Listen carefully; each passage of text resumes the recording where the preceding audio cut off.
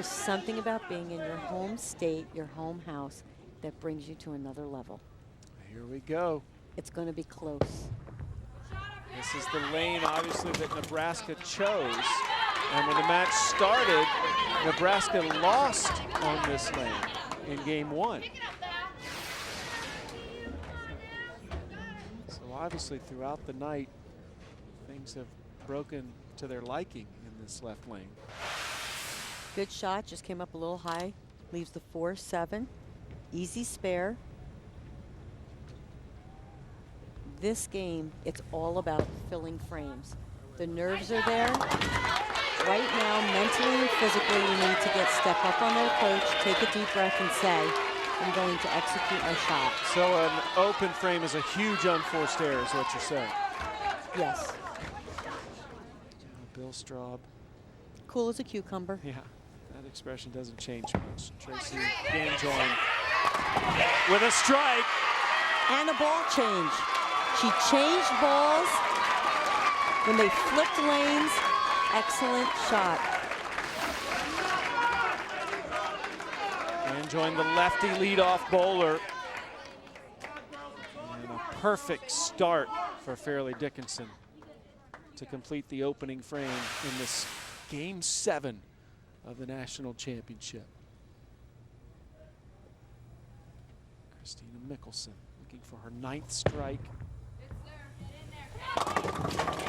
Got it, 9 for 9.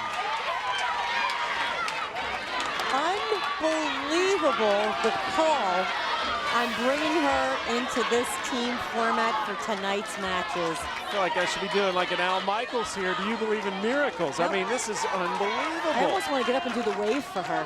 Redshirt freshman didn't start, hasn't come close to being in this type of atmosphere and having this experience in the past. She's rolled 9 straight strikes. Back to the second bowler for Fairleigh Dickinson, literal. Leaves 1. A little bit light on the head pin, but left the 4 pin. Easy spare.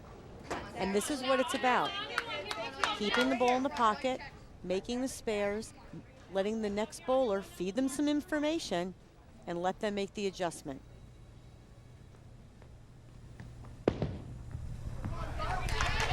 Perfect. No open frames for either team. They're the first 2. And we are all even. Danielle Vandermeer, the junior from the Netherlands, member of the Dutch national team, competes for her country and tonight competing for her university to win its 2nd straight NCAA title.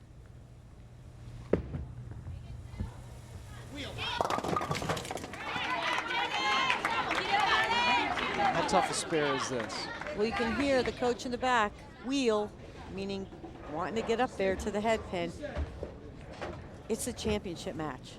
To me, any spare is tough. Every spare. Every spare is tough. But the 2-8, you have to remember, you got to hit it just perfect, so you got to make sure you get that back pin out. So you usually use your strike ball, move off your strike target a little bit, and make sure you hit it just perfect.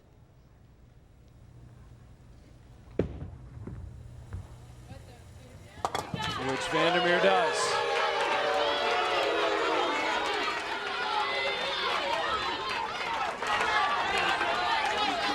Jolie Carrillo steps up. Who will crack first?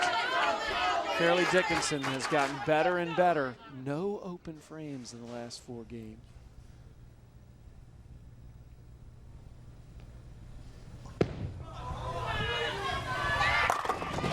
I mean, composure just has not been an issue tonight. Unbelievable. I am so impressed with these 2 teams. Just direct up the lane. Actually, I think she's played the lanes probably the best, or one of the best, I should say, out of all both teams. She's played them pretty direct, kept the ball in play, and her carry's been very good. Here's Katie Ann Sopp. Gets the strike. She was huge early. Trying to come up huge here at the end.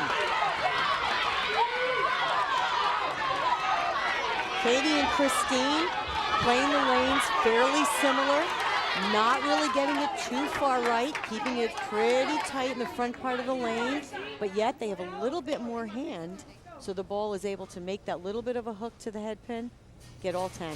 Here's the freshman, Danielle McEwen.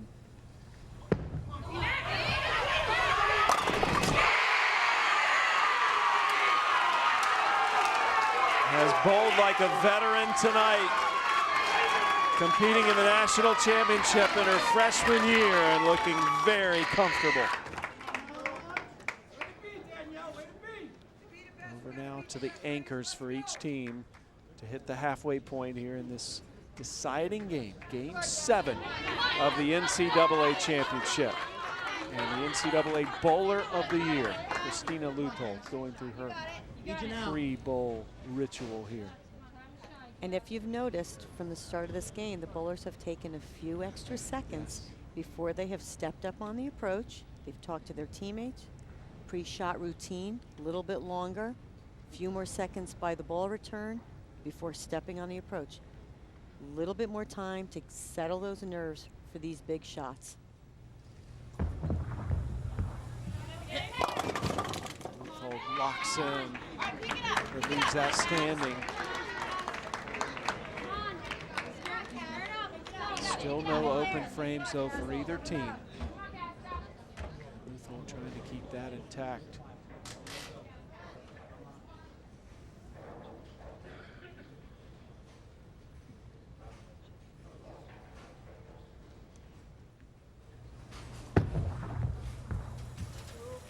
Oh, she misses the first open frame by the best bowler in the country. Could that be a turning point? We'll see. 2-pin just slides by it to the right. Perez, after Leupold's disappointment. Definitely not a spare that you would ever expect anyone to miss, let alone Cassandra, just because she's so mentally tough. But it happens. They need to forget it. And as you can see, they had a group meeting, group chant.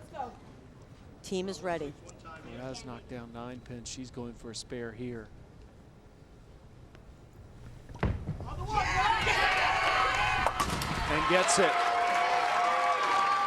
So that 5th frame, bowled by the anchors, has been the deciding frame so far as we hit the midway point here in the final game of the national championship.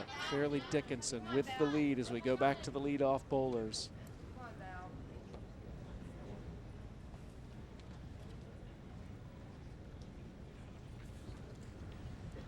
Valerie needs to step up here, make a really good shot, and get that team going.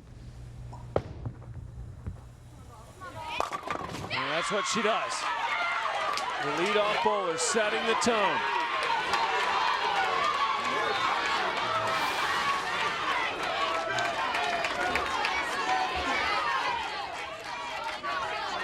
Ballberry, the Canadian. A strike to open the second half of this Game 7. And the 6th frame. And look who's there to greet her first, Leupold. Tracy Ganjoin now will try to answer and keep Fairleigh Dickinson alive here in the home stretch. Trying to protect the lead. And does! Clutch! Switching of lanes, ball change. Those could have been her best 2 shots of these 7 games.